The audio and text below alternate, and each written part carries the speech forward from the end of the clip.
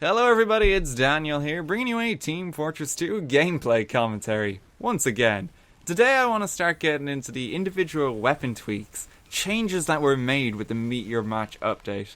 This was kind of put on the back burner for me for the last couple of weeks, simply because there were some pressing issues that I did kind of have to talk about, and of course I wanted to do some war coverage and sort of explain my stance on that, before I dove on into things like this.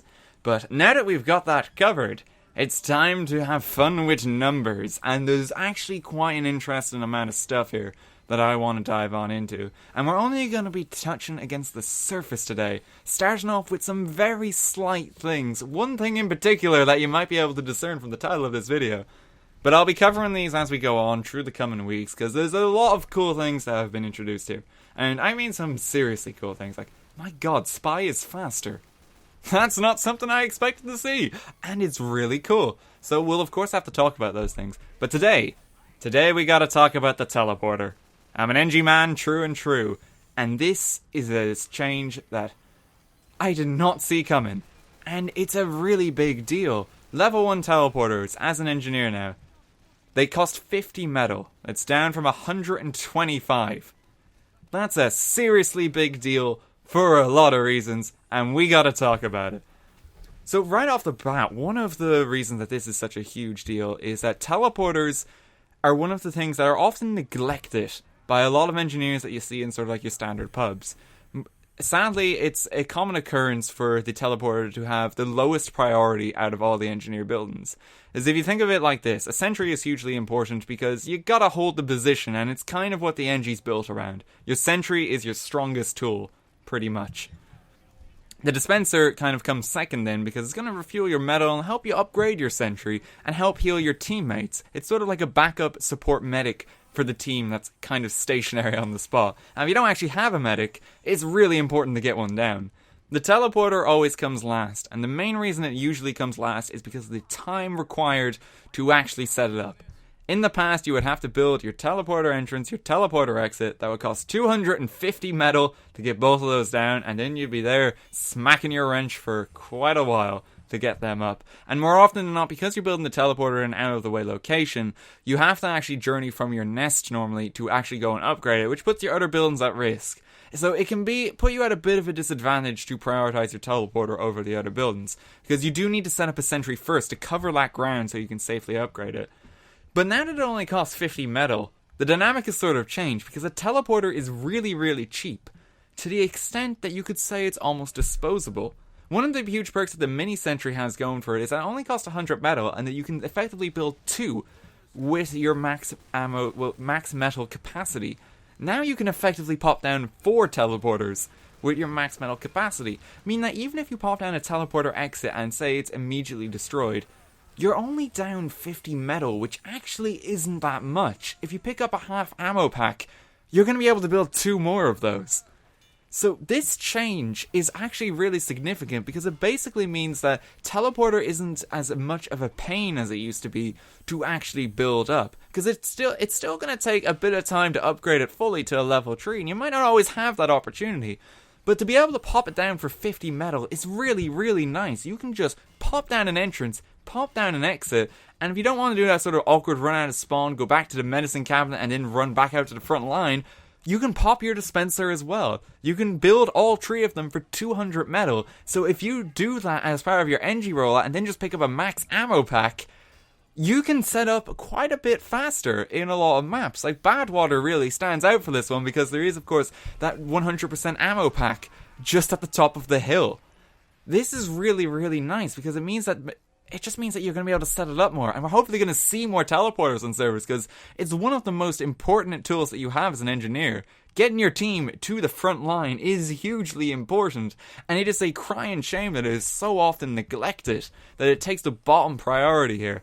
The fact that it's so much cheaper now means that sometimes you might only be able to build the teleporter. If you're running low in metal, if you're waiting for that ammo pack to respawn, you might just want to build your teleporter while you're waiting. A huge thing that I'm not even going to talk about. It's going to get its own commentary later this week. But if you combine the teleporter change with the Eureka effect change, where your teleporters cost 50% less metal, your teleporters cost 25 metal. You can build 2 for 50. That's insane! Like, if you pick up a small ammo pack, you can build a teleporter exit. That is a huge tweak, and it's really cool to see. So I'm hoping this means we're going to see a lot more teleporters, and people not neglecting them as much, because it's cheap to the extent that even if it explodes immediately, you're not at too much of a setback. Previously, if a teleporter went down, most of the time you're going to be losing about 250 metal, because you have the entrance and the exit. Like, if a spy zaps it and you lose both of them, it's going to take you a very long time to set back up. The fact that it costs 50 means that you can instantly pop it down just like that. Get a full metal pack, build your teleporter, build your dispenser, you're done. You haven't built. It'll still take a while to upgrade it, but popping it down now is easier than ever. And I'm really happy to see this tweak, because it just is one of those things that you so often see neglected. I'm nerding out about a teleporter tweak, I know. What have I come to? But it's a pretty big deal, I think, and it's something that a lot of us didn't expect to see for the engineer. Basically means that we're going to be able to set up even faster. The comparison that I like to make for this one is that it's the equivalent of the medic having faster Uber charge at the start of the round. This basically means that we're going to be able to get out of spawn a hell of a lot faster and just pop this thing down. And the nice thing is, we can pop it down quickly even during the battle. It's really great, and I'm really happy to see this change. And again, compounded with the Eureka effect, it's a bit insane, but we'll talk about that later in the week. There's a couple of other tweaks that Engineer has gotten as well that I'll just kind of quickly go through. The Thompson has had an increase in close range damage and a reduction in long range damage. That's kind of cool to see, because generally kind of a spammy weapon as is. It's not rewarding the spam as much, encourages you just to aim a bit more, maybe get into the fray a little more. It might be a little iffy if you want to use it up close, that's the only thing I'd say, because default shotgun's generally going to be better when the enemy's in your face. But I'm still happy to see this. It's not as annoyingly spammy as it is previously with this change. Widowmaker got a huge buff. And I know it seems only very slight, that it's a 10% increase in damage when attacking the same target as your sentry, but think of it in relation to a combat NG, and how your mini sentry is very often going to be hitting the guy that you're also shooting. It's quite a big deal. It means you're basically going to be able to take him down slightly faster, because the mini sentry is going to be basically chipping away at the health constantly. Now you're going to be able to get a little more meat off on your meat shot, which is pretty damn nice. And the short circuit had some slight tweaks as well. Base projectile attack is now actually cheaper. It only costs 10 metal, whether it hits or miss, and then you get some metal back, depending on the amount of projectiles that you hit with it, and basically destroy. That's kind of nice to see. It's basically an extra incentive for using the thing, which I'll take it. I'm not a short circuit fan myself, but it's still cool to see. Hopefully this encourages it.